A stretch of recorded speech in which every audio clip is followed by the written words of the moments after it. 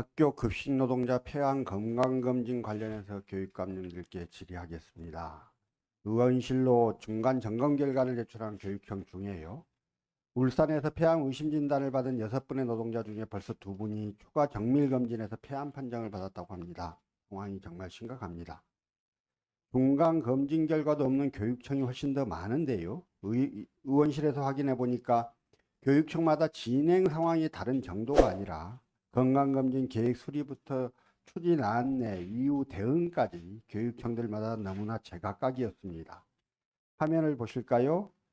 고용노동부로부터 모든 교육청이 2021년 12월 29일 학교급식 종사자 건강검진 실시 계획을 통보받았어요. 그런데 강주는 2월에 시작하고 전북은 5월, 전남은 7월에 시작했습니다. 다음 자료 보실까요? 국민건강보험공단 자료인데요. 여기는 4분기에는 건강검진을 받은 사람들이 많으니까 될 수 있으면 1, 3분기에 받아라라고 권장을 하고 있어요. 이렇게 안내를 하고 있는데 급식 노동자들의 경우 급식 준비로 바쁘기 때문에 검진 안내가 늦어지면 검진 받기가 많이 힘들어집니다.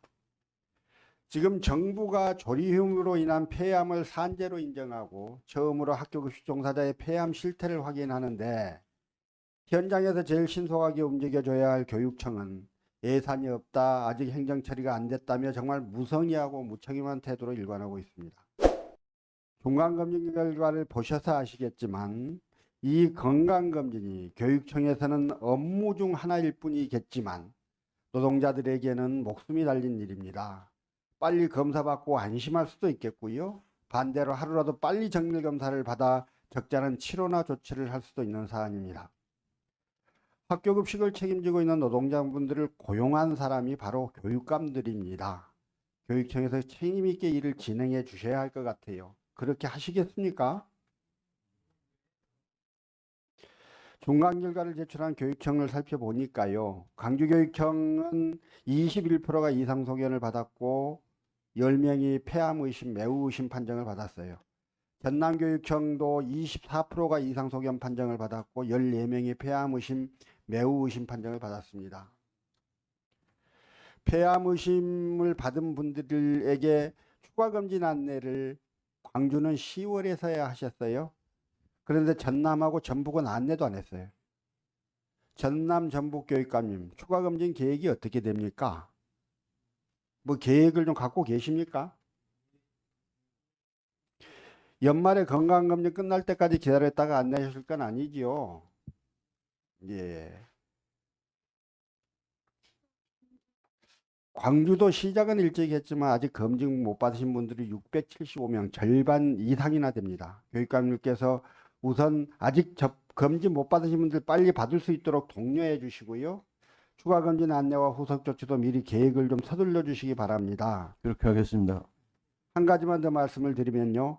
사립학교에서 근무하시는 분들 평소 그 병가 쓰기 되게 눈치 보이고 어려운 거 아시지 않습니까? 그러면 교육청에서 공문으로 학교한테 협조 요청을 하고 협조할 수 있도록 그렇게 좀 안내를 꼭 해주시면 좋겠습니다. 그렇게 하시겠습니까? 네.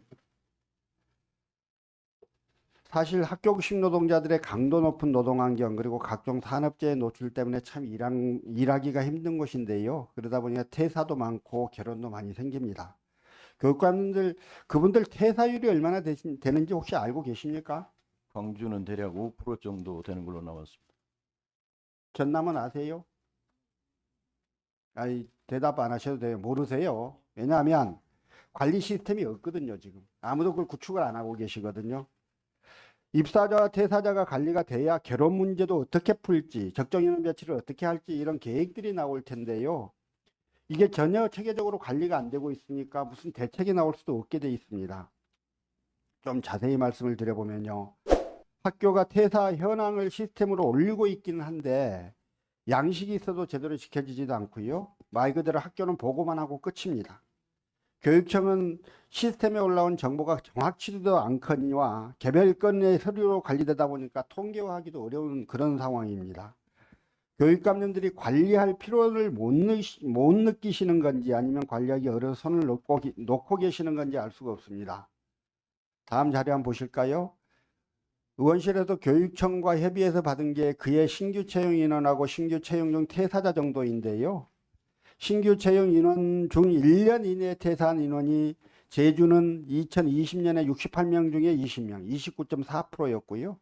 21년에는 66명이 채용되었는데 13명, 19.7%가 퇴사했습니다. 4개 교육청 1년 내 퇴사율이 평균 15% 정도가 돼요. 그런데 이분들이 얼마나 근무를 했는지, 퇴사하시는 분들은 평균 얼마나 근무하는지 확인하려면 일일이 확인을 해야 해서 어렵다고 합니다. 퇴직관리 시스템을 구축하면 관리가 되는 것 같은데요. 현황 파악을 해야 대책을 세울 수 있을 것 같고요. 그게 교육청의 역할이라고 생각합니다. 그래서 통일적인 퇴직관리 시스템을 갖출 수 있도록 교육감 협의 차원에서라도 좀 논의하셔서 최소한 현황 파악이라도 좀 빨리 좀 해주시기를 부탁을 드립니다. 그렇게 하시겠습니까? 네. 김대중 교육감님, 2025년 고교 학점제가 시행될 예정입니다. 또 교육과정 개정도 진행 중이죠. 4차 산업혁명과 같이 급변하는 사회 변화에 대응하기 위해서는 교육 내용과 시스템의 변화도 불가피합니다. 문제는 이 과정에서 학생과 학부모들은 새로운 정보를 취득해야 하고 변화에 적응해야 하는데요. 그런데 많은 학생과 학부모들이 이런 변화에 적응하고 대응하는 것을 어려워하십니다. 현장 중심 맞춤형 지원에 대한 학생과 학부모 그리고 지역사회 요구가 커지고 있다고 볼 수 있는데요. 교육감이 지난 7월 14일 취임 후 첫 기자회견 하시면서 진로진학지원센터 내실화하겠다 이렇게 발표하셨어요. 예. 지금 그 지원센터 운영 현황을 보니까 목포, 순천, 여수, 나주 이렇게 권역별 진로진학센터가 있더라고요. 그렇죠. 지금 진학센터는 이제 22개 교육청이 있는데요. 그 권역별로 그렇게 설치할 예정으로 계획. 그러니까요. 예. 전남교육청에서 제출한 자료를 보니까 전담 인력은 권역별로 대입 지원관 1명, 대입 코디네이터 1명 이렇게 돼 있어요. 규모도 작고 인력도 부족하고 지원센터 숫자도 무척 부족해 보입니다. 이 진학지원센터의 기능을 대입은 물론 직업진료도 포함해서 좀 확대하면 어떨까 싶은데요. 어떻게 예. 생각하세요? 예, 그렇게 준비를 하고 있습니다. 그러려면 교육지원청 한쪽에 좁게 만들 것이 아니라 권역별 센터는 규모도 좀 더 키우고 시 단위에는 별도의 진로진학지원센터를 추가로 설치하는 것이 어떨까 싶은데 어떻게 생각하십니까? 예, 그렇게 하겠습니다. 예.